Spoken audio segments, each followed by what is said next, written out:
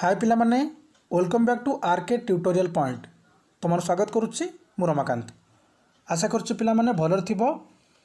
आज आम डिस्कसन करबा plus two second year education chapter 1 रो यूनिट 2 उत्कलमणि पंडित गोपबंधु दासकर शिक्षा क्षेत्र को थिबा अवदान विषय रे।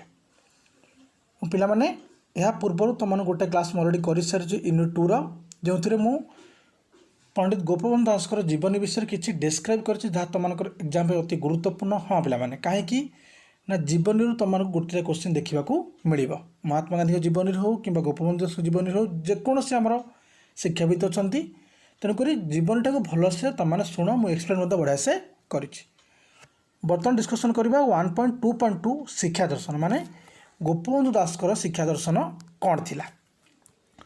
तो पिला माने आम जाने गोपबंधु दास शिक्षा दर्शन तांकर एक विशेष छाप छाड़ी जाइए आम कहीपर एवं तांकर शिक्षा दर्शन भागवत प्रीति जाति प्रीति और मानव प्रीति उपर मुख्यतः पर्यवेसित अच्छी। गोपबंधु शिक्षा दर्शन निम्नलिखित केते गुड़े भाग विभक्त करमितिक 1 शिक्षार अर्थ 2 शिक्षार लक्ष्य 3 पाठ्यक्रम 4 शिक्षादान पद्धति 5 अनुशासन और 6 शिक्षकों भूमिका। तो पिला माने 1.2.2 आज संपूर्ण 6टी पॉइंट डिस्कसन करवा। आई होप तुम मैंने जदि कॉपी पेन धरिकी बसी कॉपी पेन कर चल नोट कर चल और जदि तुम मैंने कॉपी पेन ना ध्यानपूर्वक केवल एक्सप्लेन को शुण तुम माइंड रे क्लिक हो जदि तुमको किसी भी डाउट रोचे सर आमको ये चैप्टर आउ थे करातु कि टॉपिक आउ थे करातु तुमको कही रखुच्छी बेझिझक तुमने मत कमेंट सेक्शन लिखिपार कि आम टेलीग्राम व्हाट्सएप जॉइन कर जो मैंने प्रथम थर पर चैनल को विजिट कर चैनल सब्सक्राइब करके बेल आइकन ऑन करके रख एमती तुम कंटिन्यूअस क्लास दि जाऊँगी तुमने चैनल जब सब्सक्राइब करके रखियो तार नोटिफिकेशन पाइपर क्लास संपूर्ण बेनिफिट नहीं पार। चलतु प्रथम देखा शिक्षार अर्थ कौन माने जो 1.2.2 अच्छे शिक्षा दर्शन गोपबंधुकर तार शिक्षार प्रथम हूँ शिक्षार अर्थ विषय से वर्णना कर देखा शिक्षार अर्थ कौन। पिला माने शिक्षार अर्थ कहले गोपबंधु शिक्षार व्यापक अर्थ विश्वास करते व्यापक कहले आम कहीपर यूनिवर्सल जमीक शिक्षा सर्वत्र उपलब्ध और से मत देते जे विद्यालयर चारिकांथ मध्य आबद्ध करके छात्र छात्री मानू दि जाता पुस्तक शिक्षा आदौ शिक्षा नुहे माने पुस्तक शिक्षा तो शिक्षा किंतु ता भीतर भी अच्छे जमीक आम केवल पुस्तक भित्तिक नक आम पिला शिक्षा बाह्य शिक्षा दे पारिबा। आम एक्सप्लेन करवा प्रथम देखिनवा पॉइंट अपूर्णतार पूर्णता आड़ को आगेवाई शिक्षा मनुष्य को साहाय्य करिथाए। शिक्षा जीवन सर्वांगीन विकास को ही बुझाई थाए। तो पिला माने जब एक्सप्लेन करवा कौन जानिबा देख गोपबंधु कहते शिक्षार अर्थ हूँ व्यापक एवं से कहते जदि आम गोटे कोठरी भितर चारिकांथ भितर ब्लैकबोर्ड लगे पिला जबरदस्ती कहबा जे एठी जहाँ ग्रहण कर शिक्षा और आउ कौटे शिक्षार कौन महत्व ना ताहा हूँ भूल जिनिस केवल पुस्तकगत शिक्षा ही शिक्षा यहाँ संपूर्ण रूप से भूल। एवं प्राचीन भारत में जमीक गुरुकुल आश्रम दि जाता शिक्षा ही प्रकृत शिक्षा कहीं से पुस्तक भित्तिक शिक्षा सहित बाह्य जगतर शिक्षा को कौन करते आहरण करते। अपूर्णतार पूर्णता आड़ को कहवा माने कौन जड़े शिक्षा द्वारा निजर सर्वांगीन विकास को कौन कर साधन करवा और ताहा ही शिक्षा जहाँ मनुष्य को साहाय्य करें तार आत्मनिर्भरशील होगा समाज प्रति कर्तव्य करवा और तार शारीरिक बल बुद्धिर विकासिक शक्तिर आम कहीपर सर्वोपरि गोटे उचित नागरिक सृष्टि कर विशुद्ध आचरण व्यवहार कर सृष्टि करने शिक्षार एकमात्र उपाय और शिक्षा जीवन को सर्वांगीन विकास अर्थ को बुझे थाए। जड़े शिक्षा द्वारा निजर संपूर्ण सर्वांगीन कहले संपूर्ण प्रकार आर्थिक हो शारीरिक हो मानसिक हो सब प्रकार समस्या समाधान कर से विकास कर। तापर आम डिस्कसन करवा शिक्षार लक्ष्य जमीक फास्ट पॉइंट आम डिस्कसन कले शिक्षार कौन अर्थ बर्तमान आलोचना करवा शिक्षार लक्ष्य कौन। पिला माने गोपबंधु को प्रणीत शिक्षार लक्ष्य कौन आम कहीपर व्यक्तिर सर्वांगीन बा शारीरिक बौद्धिक सामाजिक और नैतिक विकास करवा शिक्षा द्वारा परहित में निज को बलिदान देवा निज त्याग देवा एक्सप्लेन करवा पिला माने ध्यानपूर्वक शुण। गोपबंधु मतरे मनुष्य सेवा हूँ ईश्वर सेवा शिक्षा को जाति धर्म वर्ण लिंग निर्विशेष सार्वजनीन करवा शिक्षा द्वारा उत्तम चरित्र गठन करवा जातीयता भावर विकास करवा ସମାଜରେ ଥିବା ଅନ୍ଧବିଶ୍ୱାସ, କୁସଂସ୍କାର, ଅସ୍ପୃଶ୍ୟତାକୁ ନିବାରଣ କରିବା, ନିଜକୁ ଆତ୍ମନିର୍ଭରଶୀଳ କରିବା, ଆଧ୍ୟାତ୍ମିକତାର ବିକାଶ ସହିତ ଈଶ୍ୱର ପ୍ରାପ୍ତିର ସାଧନ କରିବା ହେଉଛି ଶିକ୍ଷାର ଲକ୍ଷ୍ୟ। ତ ପିଲାମାନେ, ଶିକ୍ଷାର ଲକ୍ଷ୍ୟ ଯେ କେବଳ ଛାତ୍ରଛାତ୍ରୀମାନଙ୍କର ପୁସ୍ତକ ଜ୍ଞାନକୁ ଆମେ ପରୀକ୍ଷା ମାଧ୍ୟମ ଦର୍ଶାଇ କହିବା ପିଲାଟିଏ ଭଲ ପଢ଼ୁଛି କିମ୍ବା ଭଲ ବୁଝୁଛି, ତାହା ବିଲକୁଲ ନୁହଁ।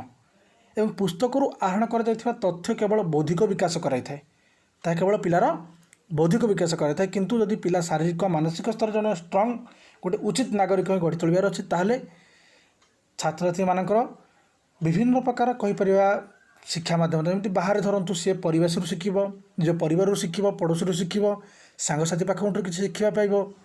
ତେଣୁକରି ଶିକ୍ଷା ଛାତ୍ରଛାତ୍ରୀମାନଙ୍କରେ ଶାରୀରିକ, ବୌଦ୍ଧିକ, ସାମାଜିକ ଓ ନୈତିକ ବିକାଶର କରିବା ଉଚିତ। ଖାଲି ଯେ ବୌଦ୍ଧିକ ବିକାଶ ହେଉ ତାହା ଉଚିତ ନୁହେଁ। ତାପରେ ଆମେ ବୁଝିବା, ଯଦି ଗୋପବନ୍ଧୁ ଦାସ ଶାନ୍ତି ଏବଂ ଅହିଂସାର ଏକ ଦୂତ ଥିଲେ ବା କହିପାରିବା ଆଗଧାଡ଼ିର ଦୂତ ଥିଲେ ଏବଂ ସେ ମାନବିକତାରୁ ଅଧିକା କ'ଣ କରୁଥିଲେ, ଗୁରୁତ୍ୱ ଦେଉଥିଲେ।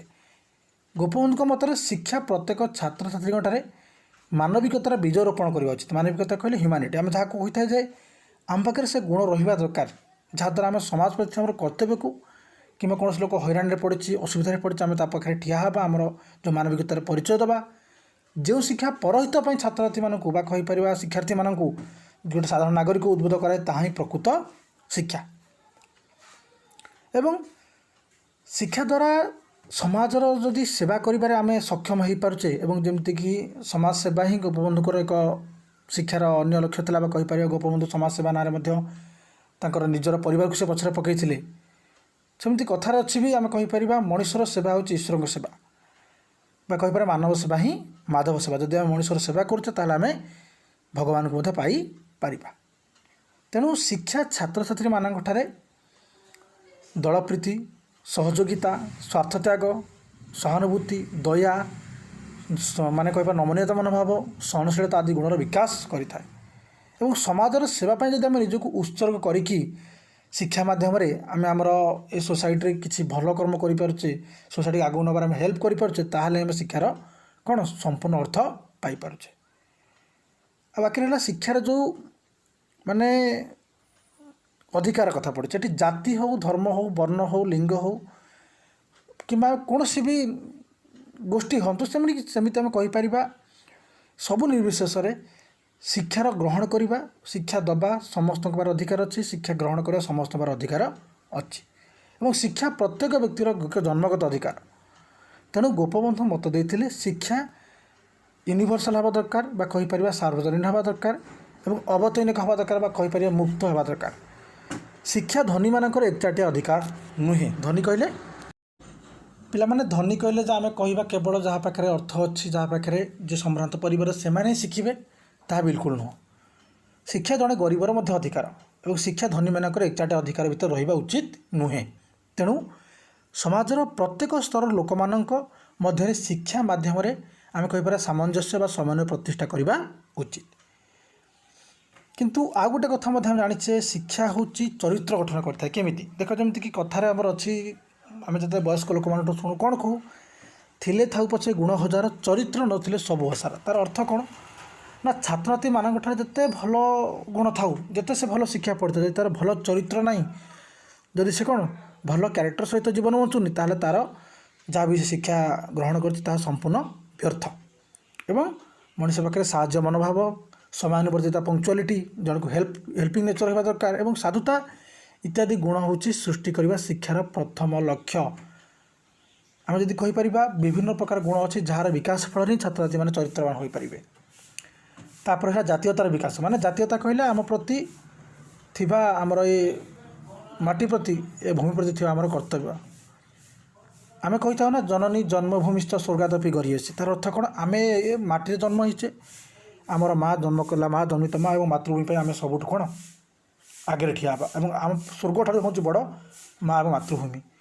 ଆଉ ଯିଏ ମାତୃଭୂମିକୁ ଭଲ ନ ପାଉଛି, ଯାହାର ମାତୃଭୂମି ପ୍ରତି ସମ୍ମାନ ନାହିଁ, ଡ୍ୟୁଟି ଯେଉଁଟା ଅଛି କର୍ତ୍ତବ୍ୟ ସେ କରୁନି, ତାହେଲେ ସେ ବ୍ୟକ୍ତି କଦାପି ଶିକ୍ଷକ ବା କହିପାରିବା ଶିକ୍ଷିତ ବ୍ୟକ୍ତି ଭିତରେ ଗଣାଯାଇପାରିବ ନାହିଁ। ଜାତୀୟ ଚରିତ୍ରର ଉନ୍ନତି, ଜାତୀୟ ଆତ୍ମାର ଆମେ କହିପାରିବା ଉତ୍ଥାନ କରିବା, ଅଧ୍ୟୁତ୍ଥାନ କରିବା ଏବଂ ଜାତୀୟ ଜୀବନର ସମ୍ପୂର୍ଣ୍ଣ ରୂପରେ ବିକାଶ କରିବା ପାଇଁ ଗୋପବନ୍ଧୁଙ୍କ ପ୍ରବର୍ତ୍ତିତ ଶିକ୍ଷା ଏକ ମୁଖ୍ୟ ଲକ୍ଷ୍ୟ ଥିଲା। तापर आउ गोटे कथा हो कि पिला माने अंधविश्वास और अस्पृश्यता देख आम जदि शिक्षा ग्रहण कलापर छुआ छुआ भेदभाव ता जाति अलग ता गोत्र अलग सी आम गोष्ठी से ते गोष्ठी ये सबूर बिल्कुल आजिका समाज में किसी मात्रा अच्छी कि संपूर्ण लोप पाइनी। तेणुक भारत समाज विभिन्न अंधविश्वास अच्छी अस्पृश्यतार माने को जाबुड़ी रखी जुग जुग धरी एमती अवहेलित हो रही किसी गोष्ठी एवं उत्तम शिक्षादान द्वारा ही लोक मनर ये अंधविश्वास ये अस्पृश्यता निराकरण आम सब दूर कर जहाँफल एक सुंदर सावलील समाज आम गठन कर। तेणु अंधविश्वास और अस्पृश्यता को निराकरण करने देश को एक मुख्य सूत्र सामिल कर जाति को एक प्रगति पथ आगे नापी शिक्षार लक्ष्य रही। तापर रहा आम कहीपर स्वावलंबीशील आत्मनिर्भरशील कथा जो शिक्षा व्यक्ति को निज गोड़े ठिया समर्थ न कर से शिक्षार किसी मूल्य ना एवं शिक्षा द्वारा सर्वांगीन विकास अर्थ कौन जे सी आर्थिक स्तर में निजको से स्ट्रंग कर कैपेबल कर। बर्तमान समाज में जितेबाला आम देखुचे शिक्षा द्वारा आम निजे को निजे कौन करुचे स्वावलम्बी करने चेष्टा करुचे संभव किंतु सेटा अलग कथा जे आम मैंने आमर कर्तव्य आम मैंने आम परिश्रम जो अवहेला करे शिक्षा आमको कौन कर अवहेला कर।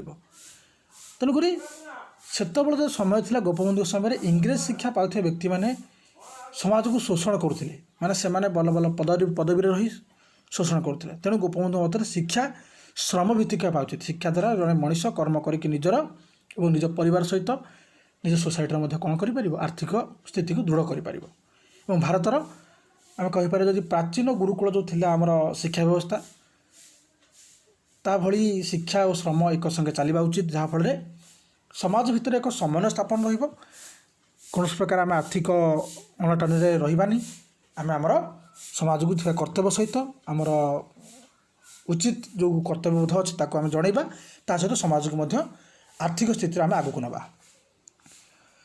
आम कहीपर जिते कौन प्रकृत मनीष सृष्टि करने संपूर्ण गोटे मनीष सृष्टि करने पराधीन भारत में कौन होता शिक्षार मुख्य उद्देश्य था स्वाधीनता लाभ और शिक्षा कौन प्रकार शासन शिकुड़े आबद्ध रहा ता बिल्कुल नुह। स्वाधीन मनीष ही प्रकृत मनीष जो स्वाधीन मनीष जितेबाला गोटे स्वाधीन मनीषटीए पाठ पढ़ी शिक्षा को ग्रहण करके सरकारी चाकरी पाइबा लक्ष्य निजक आगक बढ़ुची से शिक्षार प्रकृत अर्थ रखिपारना से सरकारी चाकरी करूँ जहाँ करूँ किंतु केवल सरकारी चाकरी करने अक्षर माने अर्थ रखाटा ही शिक्षार अर्थ नुहे बा शिक्षार उचित मार्ग नुहे। तेणुक एक निर्भीक और संपूर्ण विकसित मनीष सृष्टि करने शिक्षार मूल लक्ष्य। तेणु से सरकारी चाकरी निजक कौन करूँ माने प्रस्तुत करूँ कि न करूँ से किसी कथा ना किंतु खाली जे सरकारी चाकरी शिक्षा आम ग्रहण करवा ता संपूर्ण रूप से मिथ्या। शिक्षा मनीष को गोटे पशु भाया कर दिए केमिति जदि गोटे शिक्षा द्वारा मनीष निजर सर्वांगीन विकास न कर केवल बौद्धिक विकास करने सहित अहंकार मनोभाव सहित गर्व मनोभाव सहित काम करता। तेणुक शिक्षा मनीष को पशुतिर नक धर्म साधना आध्यात्मिकता करने दरकार एवं यह शिक्षार्थी मन में आध्यात्मिक चेतना सृष्टि करने उचित जे आमर शिक्षा द्वारा आम कौन करवा समाज प्रति कर्तव्य को आमर सोसाइटी प्रति कर्तव्य को परिवार प्रति कर्तव्य को देश प्रेम प्रति कर्तव्य को आम कौन करवा लिभे पारिबा और शिक्षा लाभ कर व्यक्ति निजर आत्मसमीक्षा आत्मनिरीक्षण करने को समर्थ हो पार। से गोपबंधु भाषा कहते आत्मनिरीक्षण मध्यम आम जहाँ उपलब्ध करूँ ही शिक्षा कहती और आत्मनिरीक्षण माध्यम जहाँ आम आत्मोपलब्धि करूँ ही ईश्वर प्राप्ति बोली कहती। तेणुक अर्ध पशु स्तर उन्नीत करी एवं दिव्य भागवत प्रेम और चेतना अधिष्ठित कर भगवान सानिध्य लाभ कराइबा ही शिक्षार चरम लक्ष्य।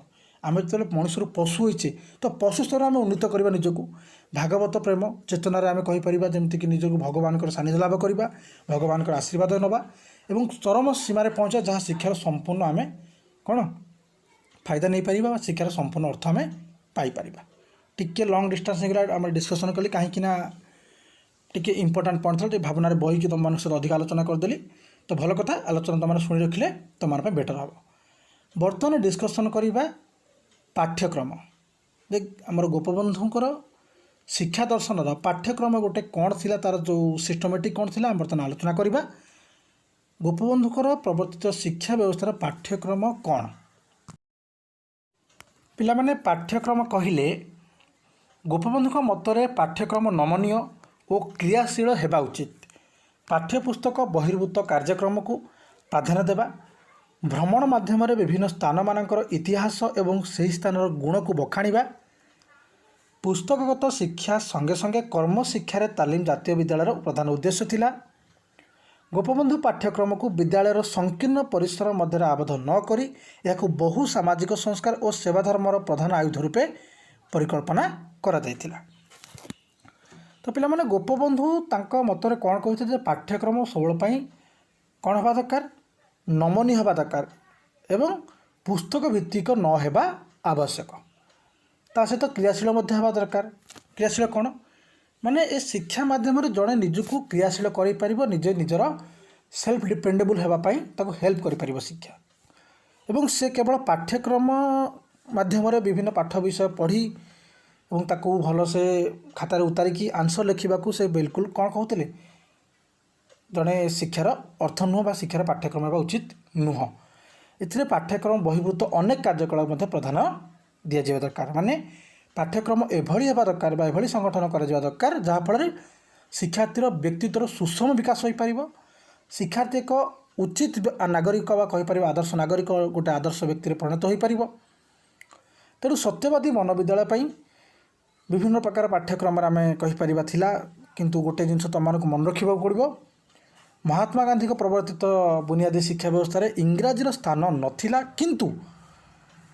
କିନ୍ତୁ ଗୋପବନ୍ଧୁ ଦାସ ତାଙ୍କର ଶିକ୍ଷା ବ୍ୟବସ୍ଥାରେ ଇଂରାଜୀକୁ ସାମିଲ କରିଥିଲେ। ତାଙ୍କର ବିଭିନ୍ନ ପ୍ରକାର ବିଷୟରେ ପଢ଼ାଯାଉଥିଲା, ଯେମିତିକି ଆମେ କହିପାରିବା ମାନେ ନାଟକ କରାଯାଉଥିଲା ସେଠି, ମାନେ କେଉଁଠି ଗୋପବନ୍ଧୁଙ୍କର ସତ୍ୟବାଦୀ ମନୋବିଦ୍ୟାଳୟ ଯେଉଁ ମଧ୍ୟ ଇଂରାଜୀ ବିଦ୍ୟାଳୟରେ। ତା ସହିତ କ୍ରୀଡ଼ା, ବ୍ୟାୟାମ, ସଙ୍ଗୀତ, ସମାଜସେବା, ଆଲୋଚନା ସମାଲୋଚନା, ଯୁକ୍ତିତର୍କ, ଆମେ କହିପାରିବା ଇତିହାସ ପଢ଼ାଯାଉଥିଲା, ଭୂଗୋଳ, ହିନ୍ଦୀ, ସଂସ୍କୃତ, ଅର୍ଥନୀତି, ଇଂରାଜୀ, ରାଜନୀତି, ଶରୀର ବିଜ୍ଞାନ, ସ୍ୱାସ୍ଥ୍ୟରକ୍ଷା, ଗଣିତ, ତାପରେ ଏମିତି ବିଭିନ୍ନ ପ୍ରକାର ବିଷୟ ସେଠାରେ କ'ଣ ବୁଝାଯାଉଥିଲା। ଏବଂ ଆମେ କହିପାରିବା ଯେ ମାତୃଭାଷା ଓଡ଼ିଆକୁ ଏକ ଗୁରୁତ୍ୱପୂର୍ଣ୍ଣ ବିଷୟ ଭାବରେ ପାଠ୍ୟକ୍ରମ ଅନ୍ତର୍ଭୁକ୍ତ କରାଯାଇଥିଲା ଏବଂ ମାତୃଭାଷା ମଧ୍ୟ ମାଧ୍ୟମ ଥିଲା। ଗୋପବନ୍ଧୁ ଶ୍ରମ ଶିକ୍ଷା ଉପରେ ମଧ୍ୟ ବିଶେଷ ଗୁରୁତ୍ୱ ଦେଉଥିଲେ। ପାଠ୍ୟକ୍ରମରେ ଶିକ୍ଷା ଓ ଶ୍ରମର ଏକ ଅପୂର୍ବ ସଂଯୋଗ ହୋଇଥିଲା। ବଗିଚା କାମ, କୃଷି, ଲୁଗାବୁଣା କାମ, କାଠ କାମ ପ୍ରତି ଛାତ୍ରଛାତ୍ରୀମାନଙ୍କର ଆଗ୍ରହ ସୃଷ୍ଟି ହେଉଥିଲା ଏବଂ ସେମାନେ ସେ କର୍ମ ମାଧ୍ୟମରେ ମଧ୍ୟ କ'ଣ ଶିକ୍ଷା ଗ୍ରହଣ କରୁଥିଲେ। ଗୋପବନ୍ଧୁ କହିଥିଲେ ଯେ ପୁସ୍ତକଗତ ଶିକ୍ଷା ସଙ୍ଗେ କର୍ମଶିକ୍ଷାରେ ତାଲିମ ଜାତୀୟ ବିଦ୍ୟାଳୟର ପ୍ରଧାନ ଉଦ୍ଦେଶ୍ୟ ଏବଂ ଖାଲି ଯେ ପୁସ୍ତକଗତ ଶିକ୍ଷା ଦିଅ ତାହା ନୁହଁ, ଆମେ ତାଙ୍କୁ ମଧ୍ୟ କ'ଣ ଦେବା, ତାଲିମ ଦେବା ଯେ କୌଣସି କର୍ମରେ ସେମାନେ ଆଗକୁ କଲେ ନିଜର ସେଲ୍ଫ ଡିପେଣ୍ଡେବୁଲ୍ ହୋଇପାରିବେ, ଆମେ ସେ କର୍ମ ମଧ୍ୟ ତାଙ୍କୁ ଶିଖେଇବା।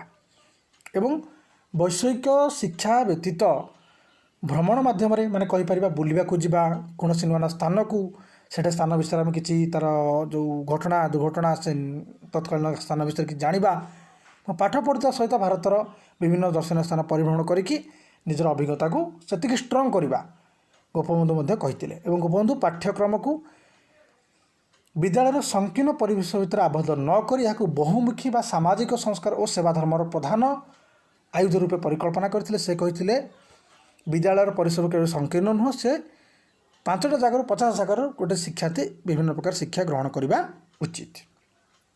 ତ ପିଲାମାନେ ଆଜି 3ଟା ପଏଣ୍ଟରେ ଆମମାନଙ୍କର 18 ମିନିଟ୍ ପ୍ଲସ୍ ଭିଡ଼ିଓ ହେଇଗଲା, ତ ମାନେ ବୋରିଂ ହେବ। ତ ନେକ୍ସଟ ଆମର 3ଟି ପଏଣ୍ଟ ରହିଲା, ଗୋଟେ ହେଉଛି ଶିକ୍ଷାଦାନର ଯେଉଁ ଥିଲା ପଦ୍ଧତି, ତା ସହିତ ଆମେ ଡିସ୍କସନ୍ କରିବା ଅନୁଶାସନ ଏବଂ ଶିକ୍ଷକଙ୍କ ଭୂମିକା। ଏ 3ଟି ପଏଣ୍ଟ ଆମେ ନେକ୍ସଟ କ୍ଲାସ୍ରେ ଡିସ୍କସନ୍ କରିବା। ଆଜି ପାଇଁ କ୍ଲାସ୍ ମୁଁ ଏତିକିରେ ଏଣ୍ଡ କରୁଛି। ଏବଂ ଯେଉଁମାନେ ଚ୍ୟାନେଲକୁ ପ୍ରଥମ ଥର ପାଇଁ ଆସିଛ ଚ୍ୟାନେଲ ସବସ୍କ୍ରାଇବ୍ କରିକି ବେଲ୍ ଆଇକନ୍ ଅନ୍ କରିକି ରଖ। ତୁମମାନଙ୍କୁ ଏକ୍ସପ୍ଲେନ୍ କରାଯାଉଛି ସେଇଥିପାଇଁ ତୁମମାନେ କେମିତି ଧ୍ୟାନପୂର୍ବକ ବିଷୟଟିକୁ ବୁଝ। ଓକେ, ଆଜି ପାଇଁ କ୍ଲାସ୍ ଏତିକିରେ ଏଣ୍ଡ କରୁଛି। ବହୁତ ବହୁତ ଧନ୍ୟବାଦ। ଜୟ ହିନ୍ଦ, ଜୟ ଭାରତ।